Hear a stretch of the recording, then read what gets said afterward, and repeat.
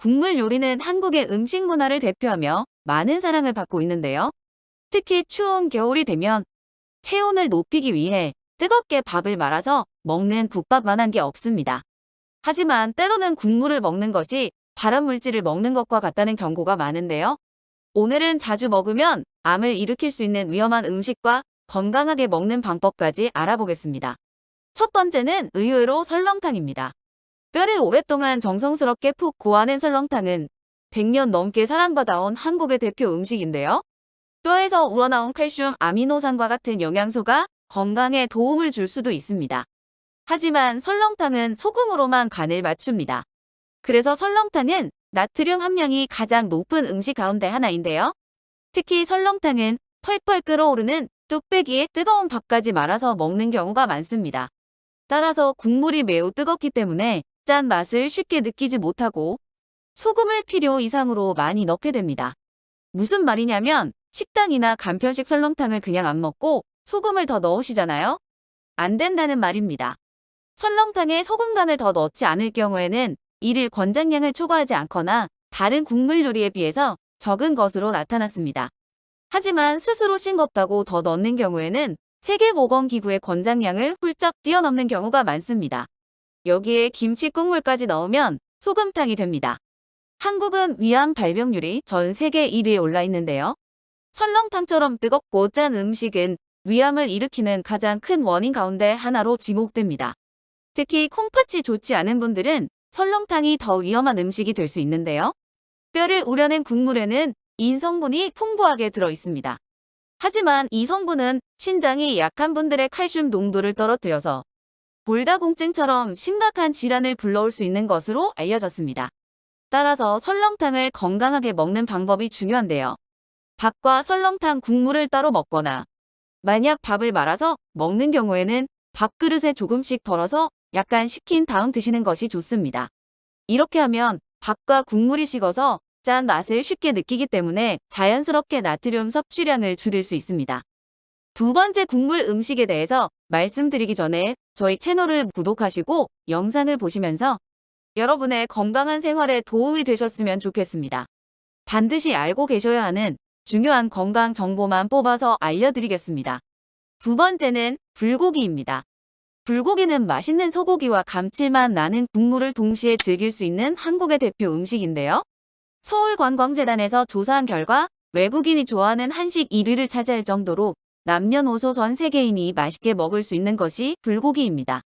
하지만 불고기에도 의외로 먹으면 위험해질 가능성이 있습니다. 고기를 재울 때 간장을 주로 사용하는데요. 국내 대학교 연구팀에 따르면 한국 음식 중에 나트륨 함량이 가장 높은 것은 간장이었습니다.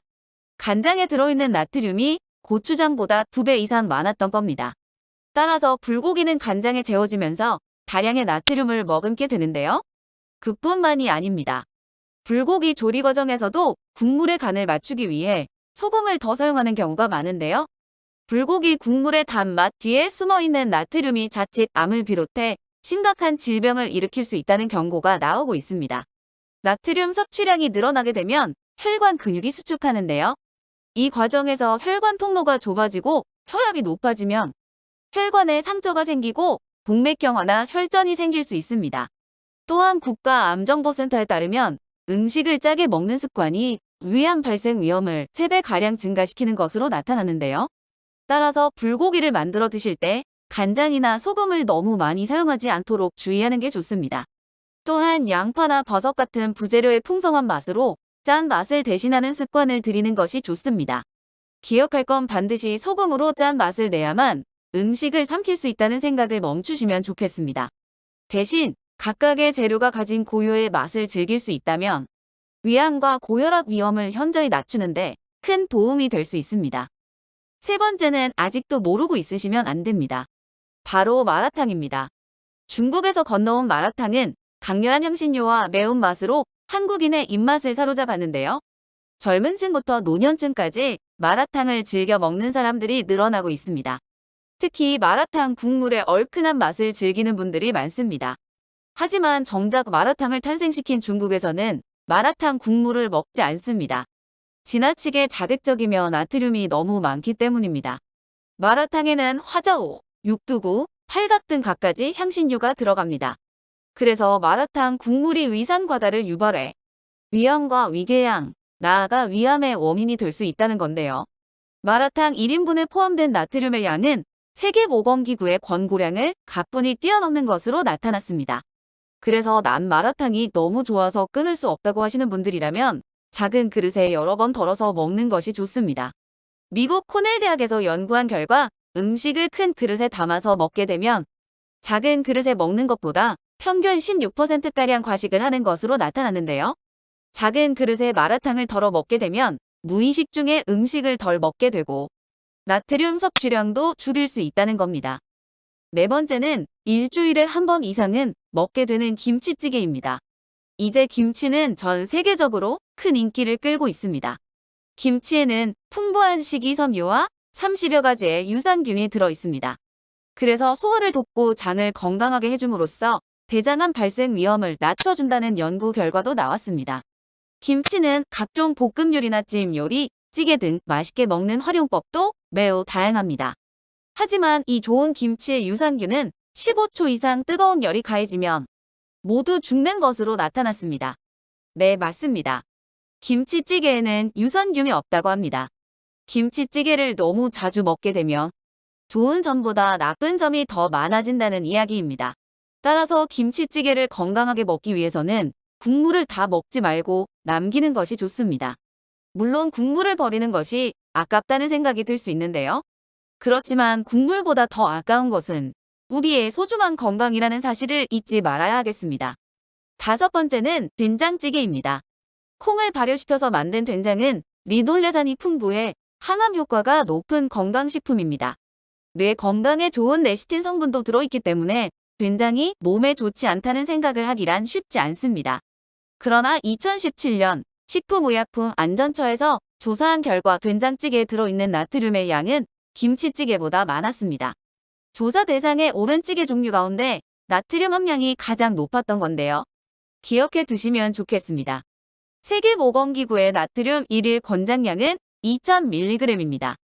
서울시에서 음식점들의 염도 모니터링 결과 김치찌개에는 평균 1637mg, 된장찌개에는 평균 1850mg이 나왔습니다.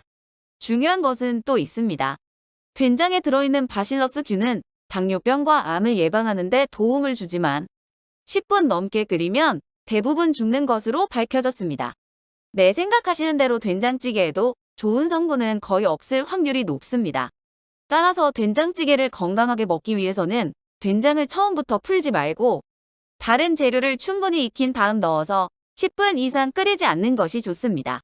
그리고 우리 몸에서 나트륨 배출을 도와주는 칼륨이 풍부한 음식을 함께 드시면 더 좋은데요. 칼륨이 풍부한 식품으로는 미역이나 다시마 같은 해조류, 시금치, 감자, 고구마, 바나나 등이 있습니다. 무심코 국물 음식을 즐기다가 너무 짜게 먹었다는 생각이 들 때는 이렇게 칼륨이 풍부한 식품을 드시는 것이 도움이 될 수 있다는 점을 꼭 기억하시기 바랍니다.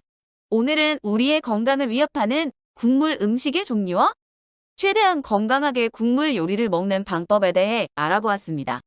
영상이 도움이 되셨다면 좋아요와 구독 눌러주시고 앞으로 여러분의 건강에 도움되는 영상으로 찾아뵙겠습니다. 여러분 모두 건강하세요.